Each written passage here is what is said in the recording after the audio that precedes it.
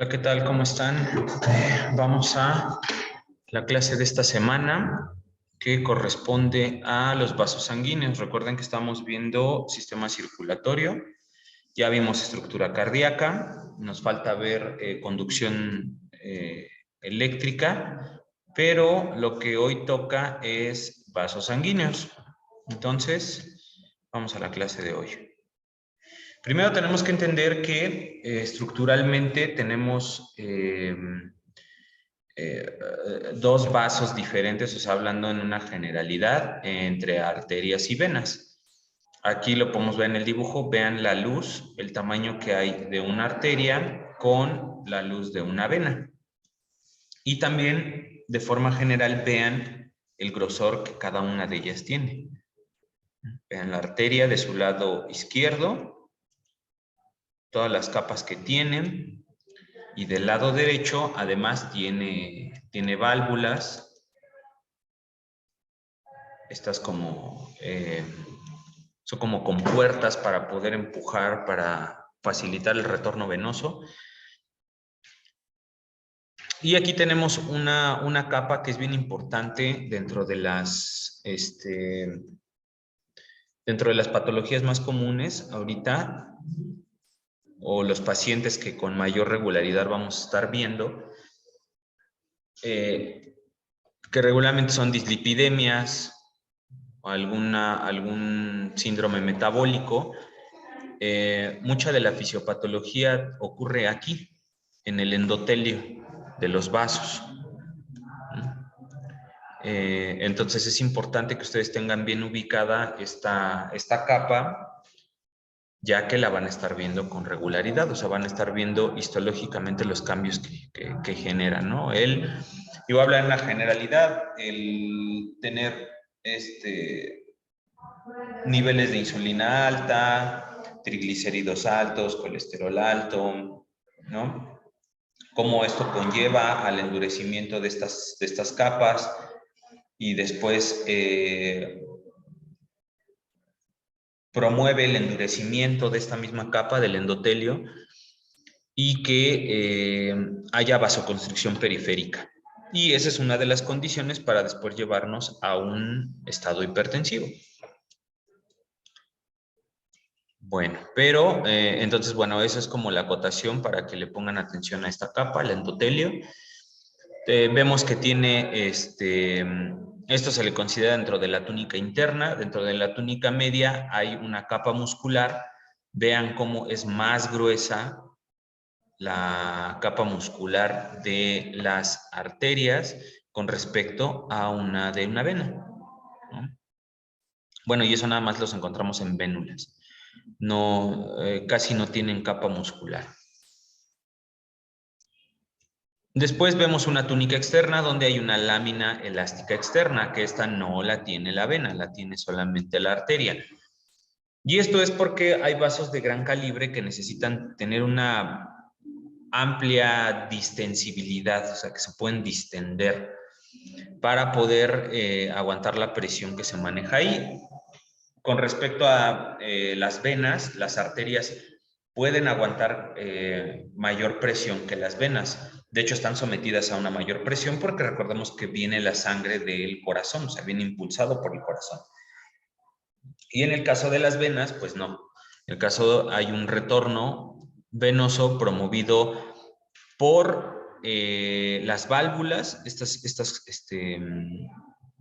como orejuelas que están aquí, estas válvulas que cierran para evitar el retorno y van impulsando hacia arriba la sangre, además de los músculos periféricos, que ahorita hay una imagen más adelante que se ve más gráficamente qué es lo que pasa, que como la contracción de los músculos aledaños al vaso promueve que se vaya regresando la sangre hasta la vena cava inferior. Entonces, pues aquí vemos las capas, ¿no?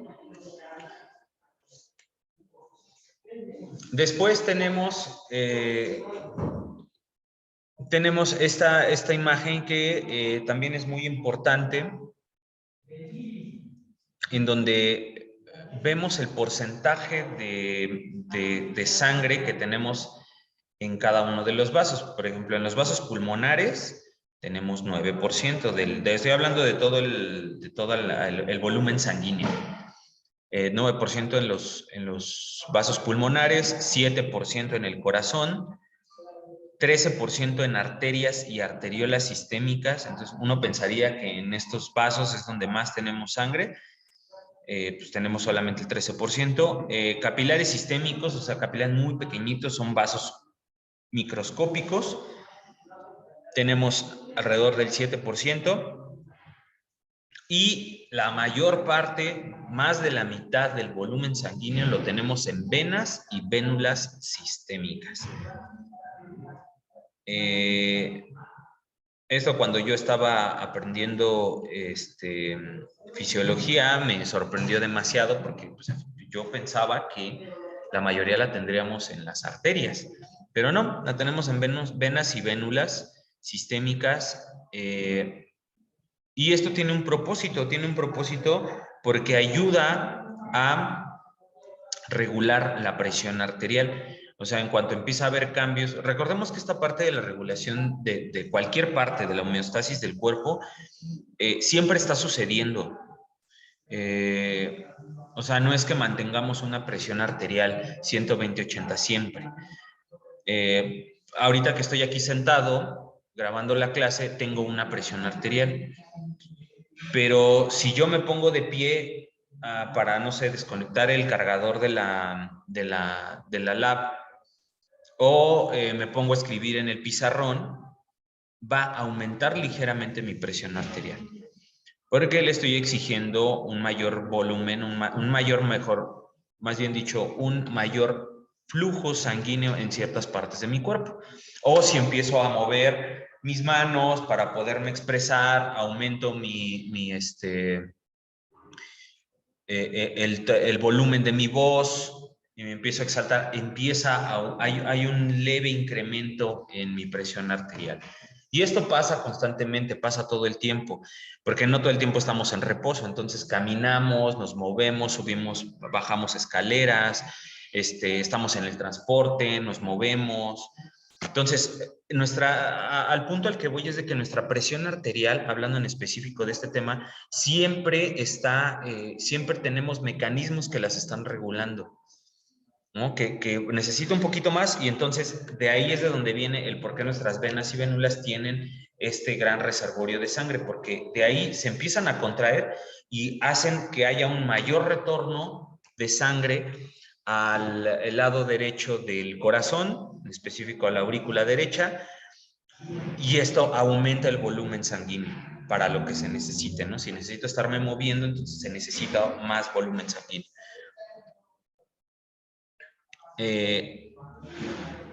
Entonces, de ahí es de donde el por qué las venas y vénulas tienen esa gran cantidad de sangre, porque sirven para este propósito de la regulación de la presión arterial. Y hablando de vasos sanguíneos como sistémicos, pues aquí tenemos esta imagen en donde podemos ver a grandes rasgos cómo es que se va distribuyendo. Ahorita hablaba exactamente de esto, ¿no? O sea, la mayor parte está en toda el área azul. La mayor cantidad de sangre. Ajá. Y va retornando hacia el lado derecho del corazón. O sea, especifico aquí este espacio, que es la aurícula derecha, para después pasar al ventrículo derecho, cruzar la válvula semilunar para ir a los pulmones y hacer un intercambio gaseoso. Ya después regresa al lado izquierdo del corazón para ser bombeado a toda la economía del cuerpo. Entonces vamos a ver un poquito más, esto es como muy general. Estas redes que ven aquí simbolizan cómo el vaso se va haciendo cada vez más pequeño hasta que llega un punto en el que se anastomosa. Se van juntando.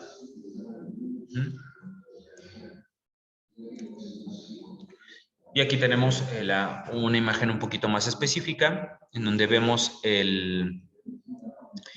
La aorta ascendente, bueno, tenemos el corazón, tenemos la aorta ascendente. Aquí lo primero que se irriga son las arterias, las coronarias, ¿no?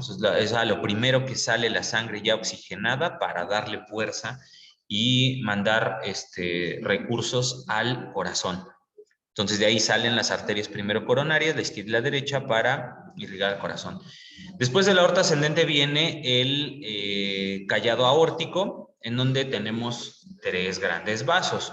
Primero tenemos el tronco brachiocefálico, del cual se derivan ya la arteria carótida común derecha, también la subclavia derecha. Esto irriga al lado derecho de la cabeza y cuello, en el caso de la carótida, y en el caso de la subclavia, pues al miembro superior derecho. Después, vamos a poner aquí el apuntador. Ahí está. Después tenemos la carótida común izquierda, después la subclavia izquierda, y esto pues igual, lado izquierdo de la cabeza, cuello y miembro superior izquierdo, en el caso de la subclavia izquierda, ¿no? Es bastante obvio aquí hacia dónde va y qué es lo que va a irrigar. Después, ya en forma descendente, viene la misma aorta, viene este vaso grande, se convierte después en la aorta torácica, y de ahí se empiezan a desprender pues arterias pericárdicas, que pues, como el nombre lo dice, va al pericardio, arterias bronquiales, irriga bronquios y pulmones, arterias esofágicas, arterias mediastínicas. Pues recordemos que toda esta área es el mediastino, entonces irriga toda esa área. Arterias intercostales posteriores, esos son músculos intercostales, o sea, toda la parrilla costal, tórax también se irriga. Subcostales, frénicas superiores, bueno, hay una frénica superior y una frénica inferior. Y esas pues básicamente irrigan al diafragma, ya sea la superior, pues a la parte superior y posterior del diafragma, y a la inferior, la parte inferior del mismo músculo, ¿no? Del diafragma. Después, no, aquí todavía no. En esta tenemos todavía la aorta abdominal, o sea, es el mismo vaso que venía de aquí, la aorta torácica, se convierte en la aorta abdominal, y después vienen las arterias frénicas inferiores, bueno, ya lo habíamos hablado, las frénicas inferiores, el tronco celíaco, que del tronco celíaco se separan 3 grandes vasos, que una es la arteria hepática común, después la arteria gástrica izquierda y la esplénica. Pues como su nombre lo dice, la arteria hepática pues va al hígado, la gástrica va al estómago y esófago, y la arteria esplénica al vaso, páncreas y parte del estómago también. Después tenemos las arterias mesentéricas, eso ya es un poquito más hacia abajo, más caudal. Viene la mesentérica superior, pues es intestino delgado, viene el colon, bueno, primero el ciego, colon ascendente, el transverso. Tenemos arterias suprarrenales, arterias renales que irrigan todo el riñón, arterias gonadales, testículos, bueno, en el caso del hombre, y en el caso de las mujeres, pues los ovarios, ¿no? Ahí se desprenden de las gonadales las testiculares y las ováricas. Y ya por último, pues las arterias ilíacas comunes, ¿no? Y ya de ahí las arterias ilíacas, pues ya las externas, las internas, y ya van a todo, eso ya sería mejor, ilíacas internas y externas, que después se convierten en la femoral, las poplíteas, tibiales, peroneas, y después ya se convierten en las dorsales del pie, ¿no? Y ahí se fueron ya a toda la economía del cuerpo.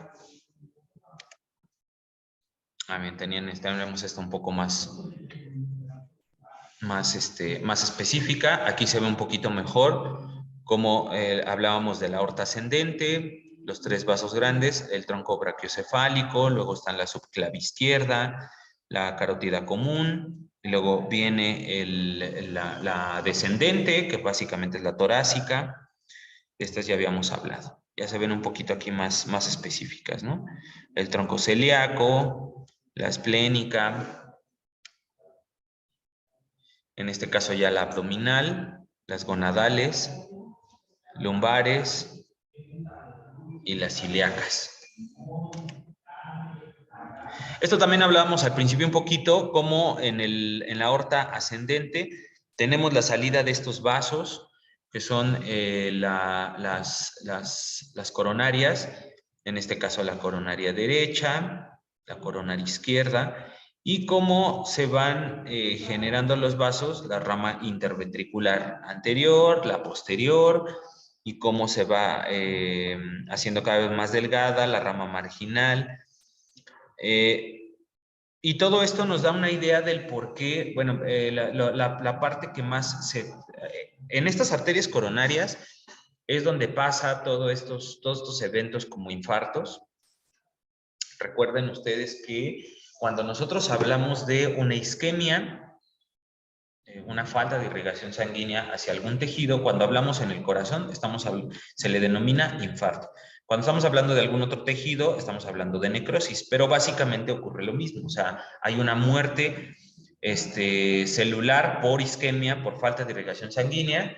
Empieza a haber muerte celular dependiendo del tejido y dependiendo de cuánto tiempo esté sin recursos, pues estaríamos hablando de una necrosis, de una muerte celular. Entonces aquí, hablando de, no se le llama necrosis, pero se le llama infarto, vean cómo se va haciendo la coronaria cada vez más delgada. Y aquí es donde ocurren ese tipo de eventos, en el ápice. En esta parte, recuerden que habíamos mencionado que parecía como un cono. Esta sería la base, sería la parte más ancha, y después se va a la parte más delgadita. La parte más delgadita sería esta. Entonces aquí es donde se dan la mayor parte de este tipo de eventos. Y es importante que sepamos bien cómo se distribuye la sangre. Van enfocados muchos de los procedimientos por medio de cardiólogos y angiólogos para poder quitar obstrucciones, sea por lo que sea, ¿no? Porque puede haber de diferentes tipos, obstrucciones hacia las arterias coronarias. Y de forma general, esto es lo que necesito que vayan ustedes aprendiéndose.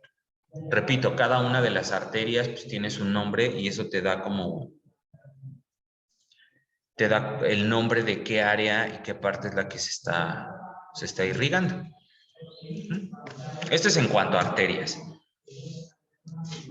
Ahora, en cuanto a venas, esta es la parte que les comentaba de vean cómo los músculos, porque las arterias están impulsadas la sangre por el corazón, pero ya una vez que llegaron a los tejidos más lejanos, ¿qué va a pasar con el retorno venoso? O sea, toda la sangre que queremos que regrese al corazón, pues no tenemos una bomba. Bueno, sí tenemos no hay algo que la bombee como el corazón, no tenemos corazones en los pies o en las manos. Entonces, para eso tenemos estos otros músculos. Los músculos que les comentaba, los que están aledaños o paralelos a las vénulas, a las venas y vénulas, cuando se contraen, provocan esto, ¿no? Una contracción que va bombeando la sangre hacia arriba. Por eso de ahí las indicaciones de que para una persona que tenga insuficiencia venosa periférica tiene que hacer actividad física, de preferencia de bajo impacto, como caminar. El simplemente caminar, vean aquí la posición del pie, el caminar va provocando esto, un óptimo retorno venoso. Además de estos que ven aquí, estas son las válvulas que veíamos en la imagen donde tenemos la vena y la arteria. Estas son las válvulas que se van cerrando y abriendo para ir empujando la sangre hacia arriba. Y entonces, pues aquí tenemos la ramificación venosa, ¿no?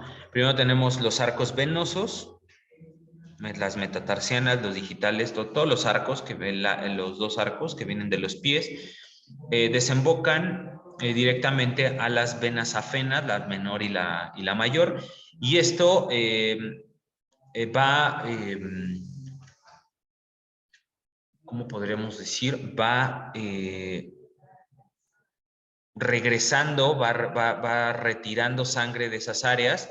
Entonces ahí estaríamos hablando de va quitando sangre de los arcos venosos, lo que ahorita hablábamos de esta área. Estamos hablando de los músculos superficiales de los pies y cara posterior de la pierna. Ese es en cuanto a la safena menor. En cuanto a la safena mayor, pues son tejidos tegumentarios, músculos superficiales,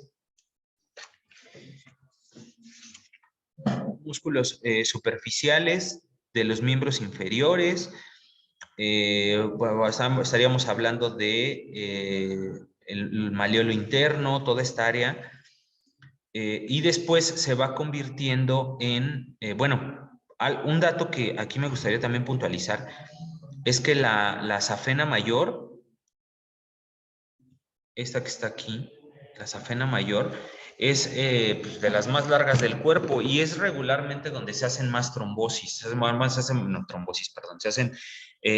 más propensas estas venas a hacerse varicosas, o sea, empezar a inflamarse, a tener un llenado mayor de sangre. Entonces, aquí es donde, si ustedes han visto insuficiencia venosa periférica, es donde más se hacen varicosidades. También sirven estas mismas venas para hacer revascularización coronarias. Ven que estábamos ahorita hablando de áreas del corazón, de las coronarias. Cuando quieren hacer procedimientos para revascularizar esas mismas áreas, ya sea por taponamiento, que necesitemos más irrigación sanguínea a esos tejidos, se ocupan injertos de esta vena. Regularmente se hacen de la safena mayor, de esta que está aquí. Y vean desde dónde, o sea, como son muy largas, pues por eso es que son más propensas a las varicosidades. Y como son así de largas, sirven también para hacer injertos.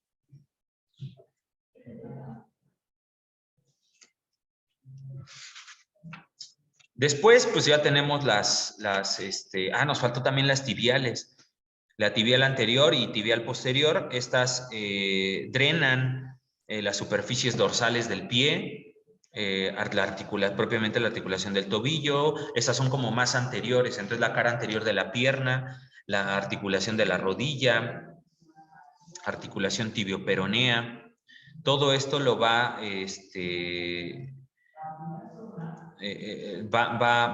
regresando la sangre de todas estas áreas. En el caso del anterior, en el caso de la tibial posterior, estamos hablando pues, de la cara posterior y lateral de la pierna, los músculos y huesos de esa zona, hasta llegar a la poplitea. A la poplitis, aquí está la poplitea izquierda, sería la poplitea derecha. Igual estamos hablando que de ahí desembocan la vena tibial anterior, las dos, vena tibial anterior y posterior. Y igual trae sangre de la piel y articulación de rodillas, músculos y huesos. Fue muy arriba. Luego tenemos las femorales.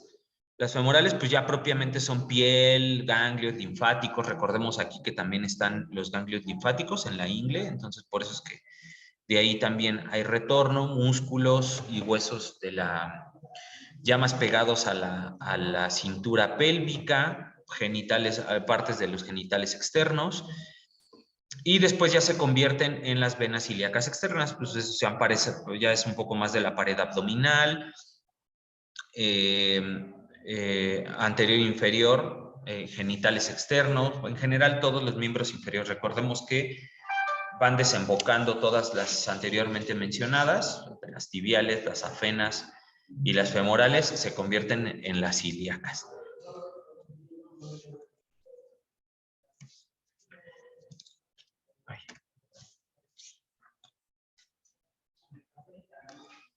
No, aquí estamos todo muy arriba. No, sí, ya.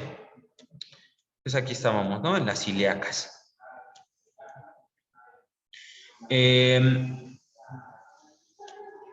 Luego, pues ya tenemos lo que son las venas. Aquí tenemos un sistema, creo que tengo otra, es esta. Bueno, todas estas, las ilíacas, pues ya desembocan en la vena cava inferior. Pero después aquí tenemos las venas gástricas. Bueno, vamos a hablar primero del sistema porta. Creo que es importante porque ya ahí desembocaron en la vena cava inferior.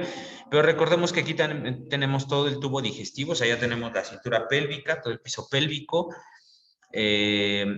Después tenemos este sistema que básicamente son, miren, las mesentéricas inferiores que van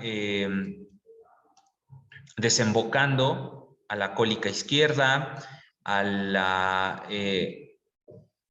esplénica, a la vena esplénica, bueno, en el caso del colon descendente, del sigmoideo y del recto, pero en el caso del colon ascendente va desembocando a la mesentérica superior, después se une a la mesentérica inferior, bueno, que ya esto ya es, a esta altura ya es la esplénica, a el sistema porta, ¿no? Porta hepático. Porta hepático porque ya después tiene que filtrarse en el hígado antes de salir después a la vena hepática, y de la vena hepática se vierte toda esa sangre a la vena cava inferior. O sea, aquí ya estamos hablando de toda esta área. Y este vaso grande, esta es la vena cava inferior. Aquí lo tenemos mejor. Lo que hablábamos, las esplénicas, bueno, también tenemos las suprarrenales, bueno, renales y suprarrenales, así como teníamos en arterias, pues van regresando sangre de los riñones. Lumbares, ascendentes, y bueno, estamos hablando de los cuerpos vertebrales propiamente. Lumbares, igual gonadal izquierda. Estas son las venas hepáticas, ya después de haber pasado por el sistema porta, bueno, las mesentéricas, vena porta, hígado, y después ya viene las venas hepáticas.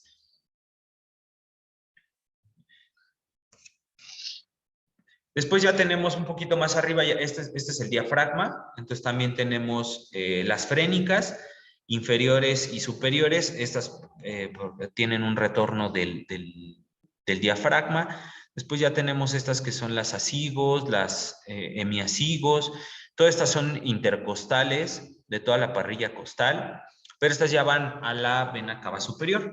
Y también tenemos el retorno, ya tenemos otra, bueno,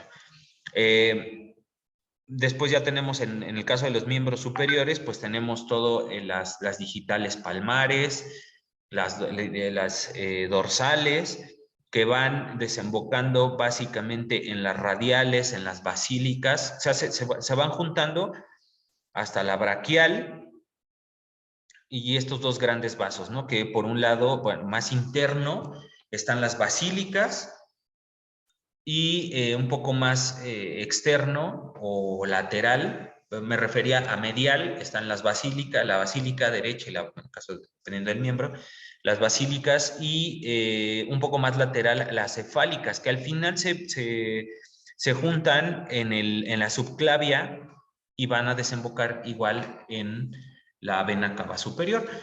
Y para hablar de la cabeza, pues tenemos los senos, ¿no? Senos sagitales, superior inferior, seno recto, transverso derecho, sigmoideo, y para ir desembocando en la yugular interna y yugular externa, que al final van a dar a la subclavia, y a su vez la subclavia a la vena cava superior.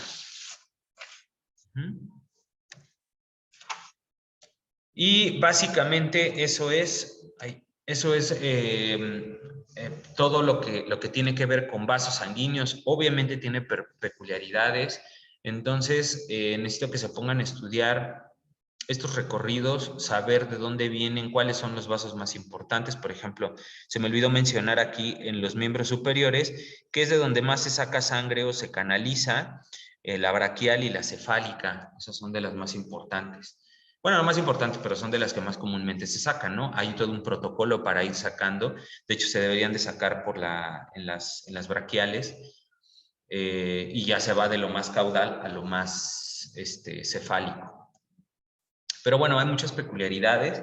Entonces, es importante que se sepan todos estos recorridos, en dónde van desembocando, para al final llegar, bueno, en el caso de las venas, para al final desembocar en la aurícula derecha, en el lado derecho del corazón, aurícula, después pasar al ventrículo, se manda por las arterias pulmonares hacia los pulmones, hacen el intercambio gaseoso, regresan por las 4 venas pulmonares, y esa ya es sangre oxigenada para volver a repetir el mismo ciclo con el que empezamos, ¿no? Pasa por al ventrículo izquierdo, bueno, aurícula izquierda, ventrículo izquierdo, pasa por la semilunar aórtica y de ahí a la aorta ascendente y callo aórtico.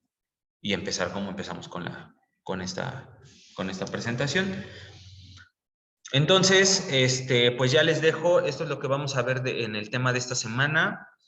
Ya les dejo las actividades para esta semana y nos vemos la siguiente. Me parece que en la siguiente vemos conducción, si no mal recuerdo, conducción cardíaca. ¿Vale? Entonces nos vemos la siguiente clase y estudien mucho. Bye.